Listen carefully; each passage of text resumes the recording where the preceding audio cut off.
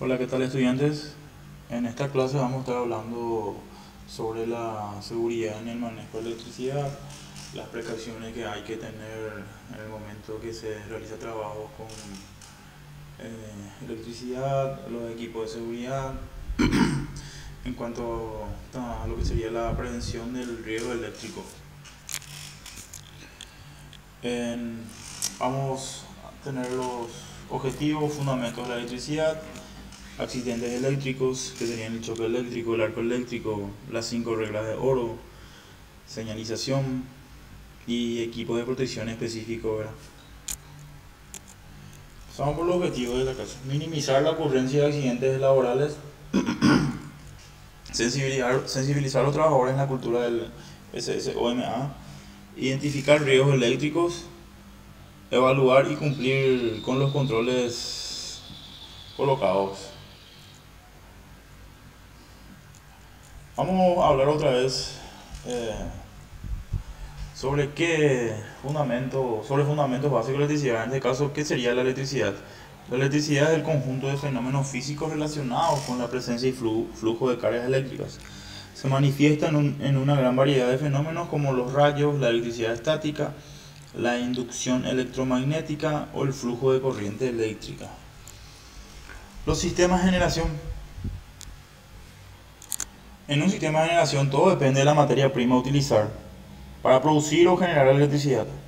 Si empleamos agua, usaremos las centrales hidroeléctricas. Si utilizamos uranio enriquecido, será central nuclear. Y si utilizamos el aire, centrales eólicas, etc. Acá tenemos algunas imágenes de sistemas de generación. Tenemos la central hidroeléctrica, la central nuclear, las de energías renovables, que en este caso sería solar, eólica, la central térmica convencional. Y como ven, todos generan energía. Este se transmite por líneas de transmisión que llegan a subestaciones transformadoras, las reducen a media tensión o a tensiones de alta más bajas, se vuelve a transportar en líneas de transmisión, llega ya a las subestaciones transformadoras que ya la reducen a tensiones de media y pasan a ser distribuidas a, la, a los sectores de una ciudad por ya líneas de distribución que llegan a centros de transformaciones, que son esos transformadores que ven en las calles, y de ahí ya se reduce a tensión en baja, a baja tensión, es la que se reciben los hogares. En síntesis tenemos las centrales de generación, líneas de transmisión, subestaciones de transformación, después tenemos líneas de distribución, centro de transformación para pasar a baja tensión y la energía es entregada a los hogares.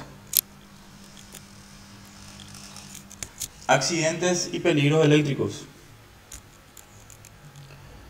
Tenemos acá la pirámide de EIR que eh, relaciona la seguridad en general con la seguridad eléctrica entre 1 a 300 y de 1 a 10 la fatalidad, las lesiones de 1 a 10 las lesiones registradas. O sea, quiere decir que por cada 10 lesiones una es fatal. En cuanto a la seguridad eléctrica. Y en cuanto a la seguridad en general de todos los trabajos, tenemos que por cada 300 accidentes o lesiones registradas se tiene una fatalidad. En general los accidentes eléctricos están mal calificados. Accidentes eléctricos son la tercera causa de muertes en las industrias y representan aproximadamente el 25% de las fatalidades. 50% de accidentes fatales ocurren a no electricistas. Menos del 1% de los trabajadores que realizan mantenimiento eléctrico está calificado o habilitado para realizar esas actividades. A nivel industrial, las fatalidades se ven en un 20% a choques eléctricos y en 80% a arcos eléctricos. Vamos a estar viendo lo que sería un choque eléctrico y arco eléctrico más adelante. En sistemas de distribución y transmisión, los choques eléctricos representan más altos porcentajes de fatalidades. Acá tenemos lo que sería el peligro eléctrico, ¿verdad? Es una condición peligrosa tal que el contacto o la falla de equipos pueden resultar en un choque eléctrico, quemadura por relámpago de arco, lesiones térmicas o heridas causadas por la ráfaga de arco. Los peligros eléctricos tenemos, especifican también en choque eléctrico, relámpago de arco y ráfaga de arco. El choque eléctrico sería una condición peligrosa asociada con la posible liberación de energía causada por el contacto o la aproximación a conductores o partes de circuitos eléctricos energizados. El relámpago de arco es una condición peligrosa asociada con la posible liberación de energía provocada por un arco eléctrico. Y ráfaga de arco es una condición peligrosa asociada a una posible liberación de energía provocada por un arco eléctrico en forma de explosión, relacionada a las lesiones mecánicas principales. Para tener una comparación más o menos, el relámpago de arco sería como el relámpago normal que uno ve cuando va a tormenta. El relámpago es el destello que tenemos arriba, y en la ráfaga de arco o el arco eléctrico ya sería el rayo, ¿verdad? Para hacer una analogía en cuanto a eso para que puedan entender mejor. Definiciones importantes, ¿verdad? Que siempre vamos a estar tocando. Energía eléctrica o electricidad es una forma de energía que resulta de la resistencia de una diferencia de potencial entre dos puntos, lo que permite establecer una corriente eléctrica entre ambos cuando se las pone en contacto por medio de un conductor eléctrico, ya sea metal, agua, suelo o el cuerpo humano, ¿verdad? La corriente eléctrica. La energía eléctrica se manifiesta como corriente eléctrica, es decir, como el movimiento ordenado de cargas libres, normalmente de electrones, a través de un material conductor o un circuito eléctrico. Y tenemos dos tipos de corriente: la corriente continua y corriente alterna, que también siempre venimos hablando siempre de estas. La corriente continua es la corriente de intensidad constante en la que el movimiento de las cargas siempre es el mismo sentido. Por ejemplo, las pilas que generan corriente continua. Acá tenemos el gráfico de la pila con una carga que sería un foco. Como ven, el flujo de la corriente es del negativo al positivo, pero por convención en análisis de circuitos siempre hacemos del más al menos, ¿verdad? Del positivo al negativo. En cuanto a la corriente alterna, la corriente eléctrica variable en la que las cargas eléctricas cambian el sentido del movimiento de manera periódica. Por ejemplo, la corriente alterna para usos domésticos e industriales se produce en grandes centrales hidroeléctricas, térmicas o nucleares. Acá tenemos un circuito para demostrar lo que sería la corriente alterna, ¿verdad? Una fuente de corriente alterna. Tenemos corriente en ambas direcciones y la forma de la corriente alterna, que sería la forma senoidal. Tenemos una tabla de las distancias mínimas de acercamiento para trabajo con líneas energizadas, donde relacionan las tensiones de fase-fase, la distancia en fase a tierra y la distancia entre fase-fase.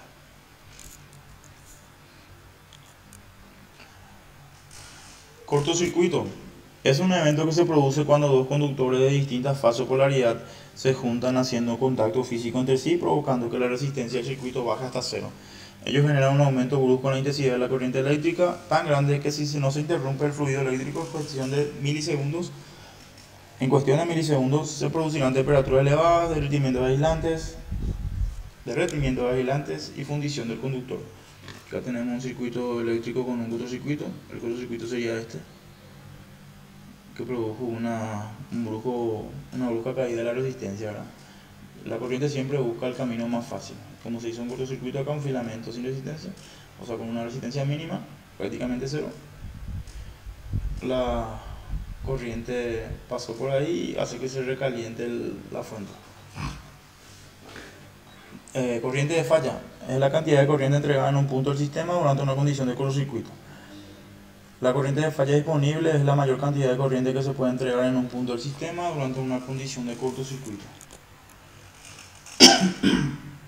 El choque eléctrico es el estado físico traumático producido por el paso de una corriente eléctrica a través del cuerpo al cerrar un circuito eléctrico.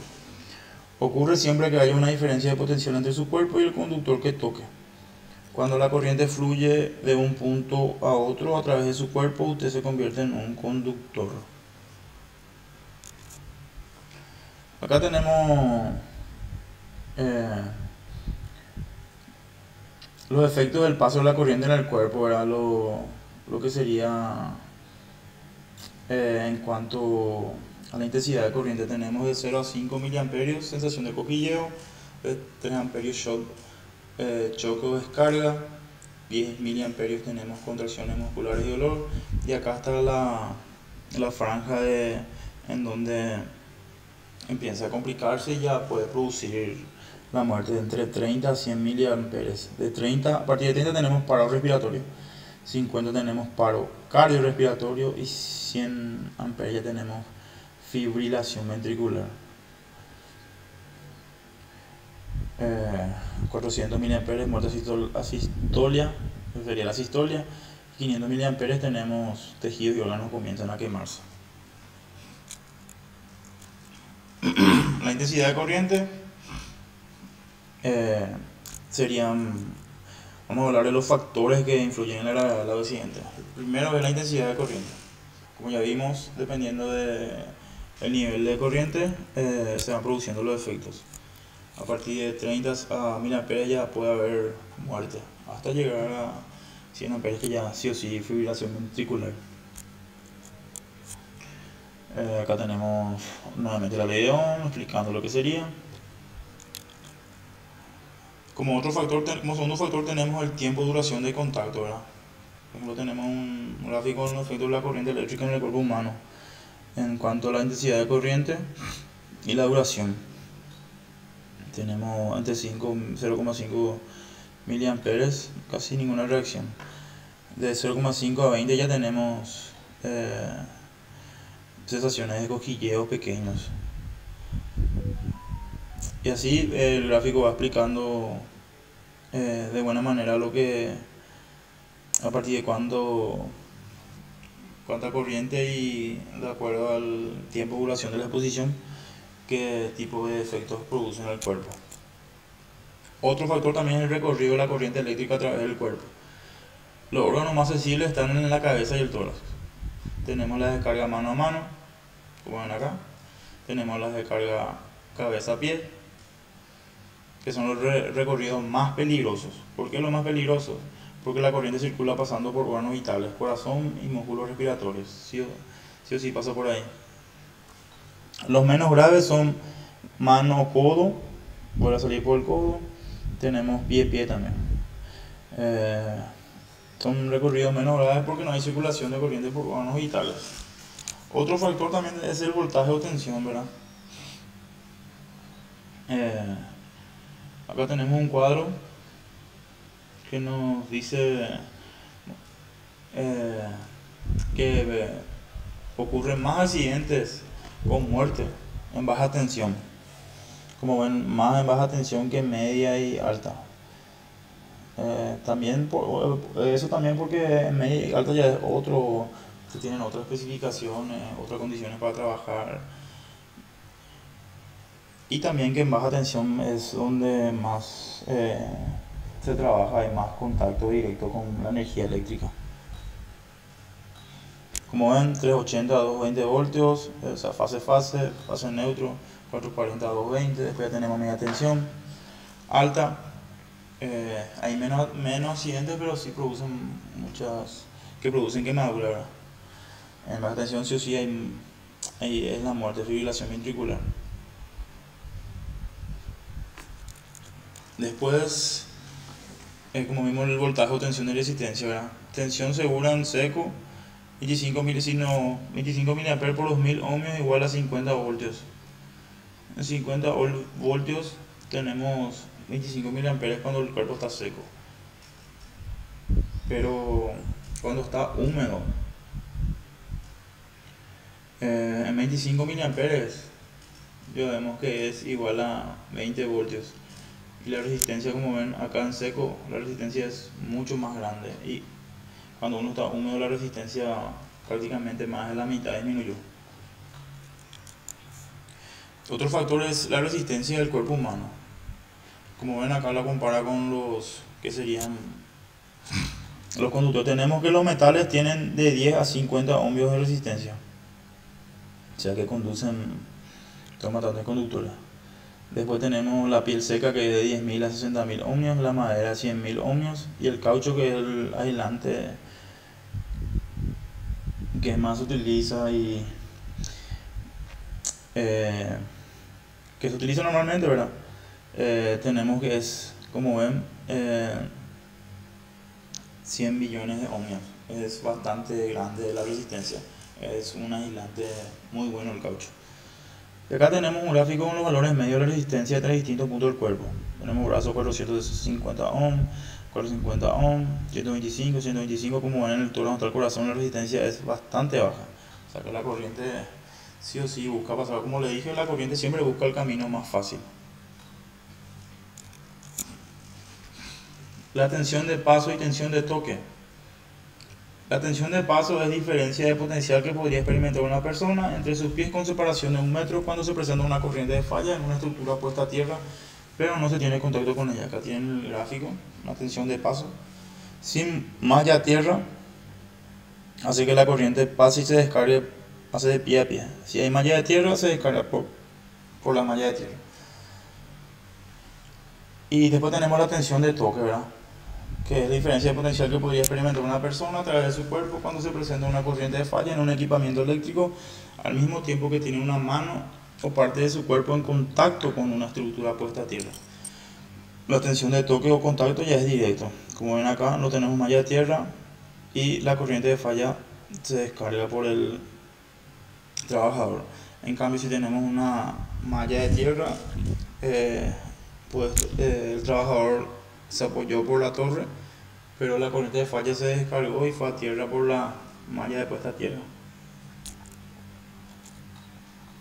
Causa de la electrocución: anomalía eléctrica, falla de la puesta a tierra, falla de aislamiento, retardo en el espeje de la falla, violación de áreas restringidas, saltarse paso en procedimientos de trabajo seguro, realizar trabajos por personal no calificado ni autorizado, equipos y materiales defectuosos, falta de supervisión técnica. Medidas de prevención: restricción de acceso y aviso, pisos de alta resistencia y eléctrica, cumplimiento de protección de trabajo, procedimiento de trabajo seguro y uso adecuado de EPP, que sería equipo de protección personal. Realizar mantenimiento e instalaciones de acuerdo a norma eléctrica, planificar la tarea y recursos adecuados. Acá tenemos, por ejemplo, como el bloqueo, está apagado, pero igual realiza el bloqueo, que es una de las 5 reguladoras que vamos a estar viendo. Y acá señalización. Etapas del arco eléctrico. En su primera etapa ocurre el relámpago de arco a la velocidad de la luz, donde emite luz visible, ultravioleta e infrarroja, con temperaturas que pueden superar los 19.000 grados Celsius. En su segunda etapa, la ráfaga de arco presenta energía que viaja a la velocidad del sonido, generando una onda expansiva y impacto con altos decibeles y proyectiles de los materiales del equipo en sus distintos estados de materia, produciendo diferencias de presión extremas y un aumento de la temperatura de forma expansiva. Acá tenemos un gráfico, ¿verdad? Hubo primero de la ráfaga de arco, donde tenemos una onda expansiva de 2000 psi, 1000 grados Celsius, partículas de cobre que salen expulsadas. Después el relámpago de arco, donde tenemos ultravioleta, infrarrojos, el sonido 165 decibeles. Y como ven acá, el trabajador prácticamente no tiene equipo de seguridad, además del casco, entonces, como dice acá, que en paz descanse, se produjo su muerte, ¿verdad? Factores principales que determinan la gravedad de un accidente por relámpago de arco: la potencia, cantidad de energía en el arco, la distancia del trabajador al arco y el tiempo, duración de la exposición al arco.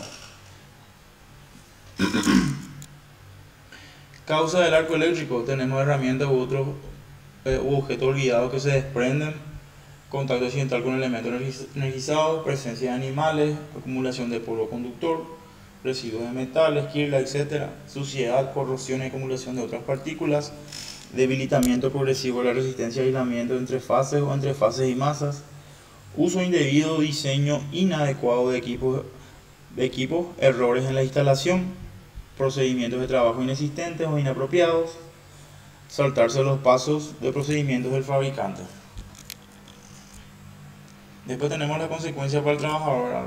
Cuando se produce un arco eléctrico tenemos quemaduras muy graves, segundo y tercer grado, debido a la energía incidente, laceraciones por violentos impactos de retos de partículas de metal fundido y fragmentados, daños y pérdida de visión por los rayos ultravioleta e infrarroja, daño de audición por ruido de 165 decibeles a 1200 km por hora, pulmones colapsados al inhalar aire sobrecalentado y metal vaporizado, daño en el sistema óseo, muscular y nervioso debido a la gran onda expansiva de presión, puede ser golpe, fractura, caída, etc. Y la muerte, ¿verdad?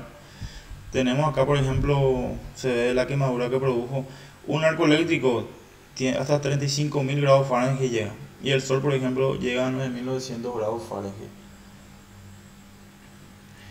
Arco eléctrico a 2 pies cuando hay un arco eléctrico y uno está a 2 pies, 145 decibeles, y la turbina de un avión a 200 pies de altura, 132 decibeles. Imagínense nomás la intensidad del decibel que produce un arco eléctrico en comparación con una turbina de un avión.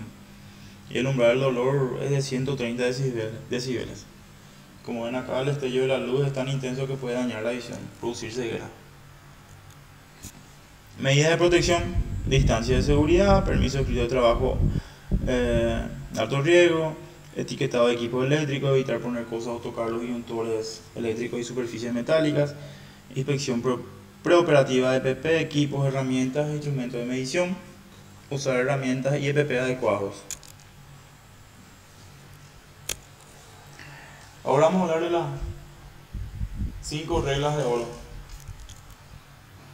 que serían: abrir con corte visible todas las posibles fuentes de tensión, el bloqueo de los aparatos de corte y señalización siempre del lugar de trabajo, verificación de la ausencia de tensión, puesta a tierra y en cortocircuito de todas las posibles fuentes de tensión, y proteger, que sería frente a elementos próximos en tensión, y señalizar las zonas de trabajo, ¿verdad?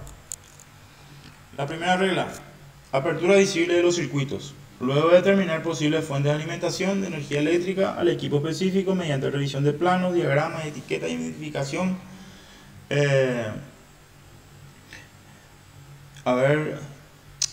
interrumpir la corriente de carga apropiadamente, se deben abrir con corte visible todas las fuentes de alimentación mediante interruptores o seccionadores fusibles o puentes. Algunos equipos no proporcionan el corte visible, ya que estos están diseñados para abrir o cerrar circuitos bajo carga, extinguen el arco y por tanto son blindados y aislados en aceite.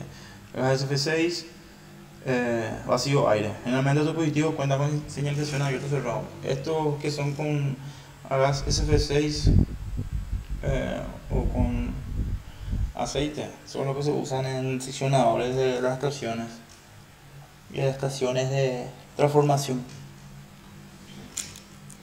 La segunda regla: comandos asegurados con candados, bloqueo, señalización de no operar y o tarjetas de identificación.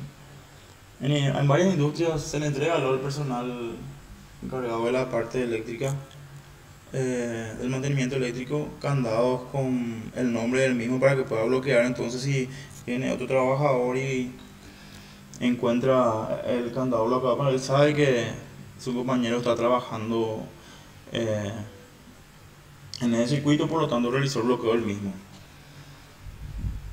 Mediante el enclavamiento bloqueo se consigue evitar un fallo técnico, un error humano o cualquier otra causa imprevista. En el ámbito eléctrico, en distribución es común el uso del rombo, no operar, mientras que a nivel industrial se utiliza la tarjeta de identificación junto con el candado de bloqueo. La regla número 3, verificación de la ausencia de tensión. Se trata de una serie de operaciones con equipos adecuados para asegurarse que no haya energía en el sistema. Durante esta actividad se debe proceder como si la instalación estuviera energizada. Por lo tanto, se debe comprobar en todos los conductores la desenergización, mantener la distancia de seguridad y el uso de EPP. O sea que, igual, aunque uno sabe que está desconectado, tiene que proceder a verificar como si fuera que hay energía, utilizando todos los equipos de protección. Se debe efectuar el reconocimiento de la ausencia de tensión en puntos de apertura de la fuente de alimentación y lugares específicos donde se efectúan los trabajos, porque suelen haber energía de retorno, tensión de retorno. Entonces hay que verificar la ausencia de tensión. Regla número 4. Puesta a tierra y en cortocircuito. Esta actividad consiste en unir la instalación eléctrica con la tierra de protección mediante conductores apropiados, de realizarse agua arriba y agua abajo del punto de intervención. La regla número 4 sería la puesta a tierra o en cortocircuito del sistema, ¿verdad? La zona protegida comprende aquella zona intermedia donde se protegen las líneas mediante puesta a tierra ubicadas próximas a un punto de conexión. Acá tenemos, por ejemplo, un sistema de tierra con jabalina. Y la regla número 5 sería la señalización y delimitación de la zona de trabajo. La señalización de la zona de trabajo consiste en delimitar el área con cintas, señales, mallas, paneles u otros elementos que impidan el paso del personal ajeno a la actividad en el área de trabajo protegida y alerta sobre los peligros existentes. Especial relevancia toma esta acción en aquellos trabajos de obras civiles que se realizan instalaciones eléctricas, como excavaciones, instalación de moldaje y enfierradoras, fundaciones para equipos, montaje de estructura, entre otros. Acá, por ejemplo, se ve cómo están delimitando la zona de trabajo con cintas. También acá se señalizó peligro, tensión de vuelta. Y estas serían las 5 reglas de oro que hay que manejar, ¿verdad? Hay que saber sí o sí. Sería la de abrir,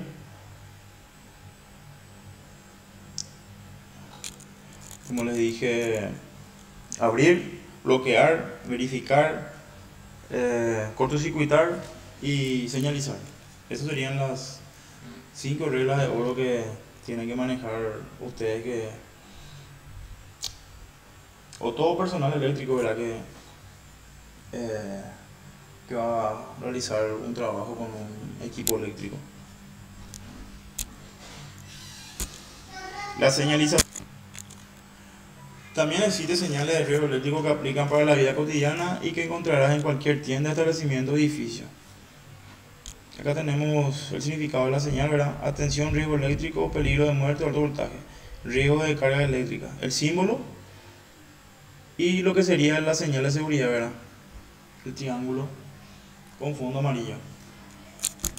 Siguiendo con los casos de señal de advertencia de riesgo eléctrico, te presentamos la señal, o sea, esto sería lo que sería la señal de tierra, la que ya conocen también. Y en cuanto a los equipos de protección,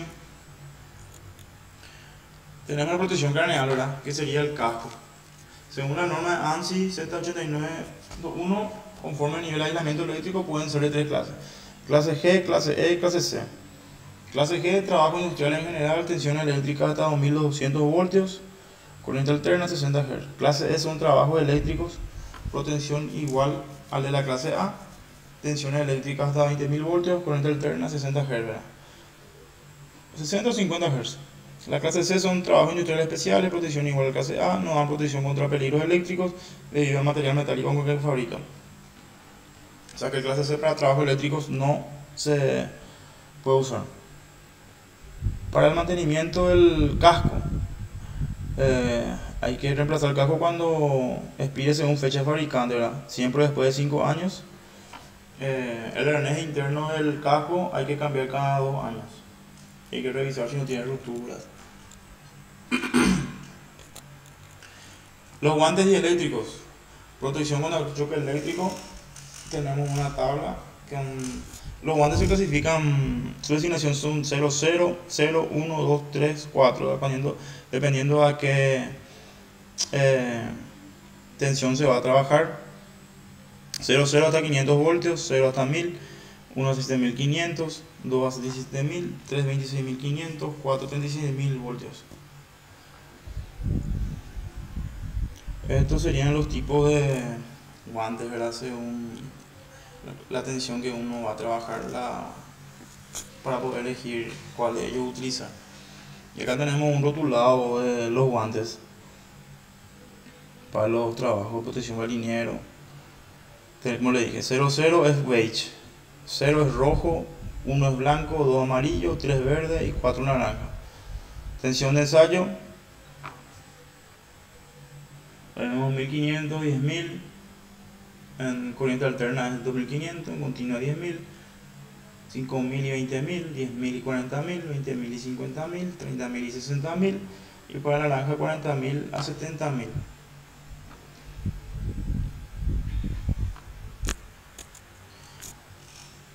Y los zapatos dieléctricos, que son los calzados de seguridad en cuero, mocasín dieléctrico 20 kb, con puntera de seguridad y suelan en el poliuretano antideslizante y resistente a hidrocarburos. Estos serían los principales equipos de seguridad, ¿verdad? El casco, el guante y el zapatón, el zapato dieléctrico. También están las caretas, las gafas, los equipos de protección para sonido para altos decibeles, y serían los equipos de protección personal para trabajar con la electricidad, ¿verdad? También hay que pedir la ropa que sería las chaquetas ignífugas para cuando hay explosiones, para que uno pueda tener mayor protección.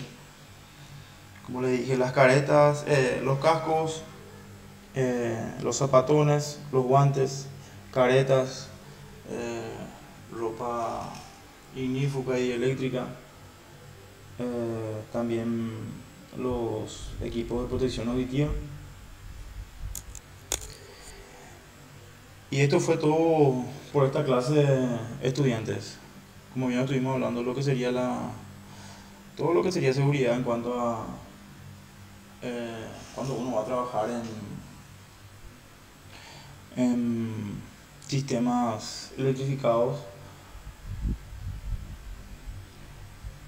Quedamos por acá y nos vemos en la próxima clase.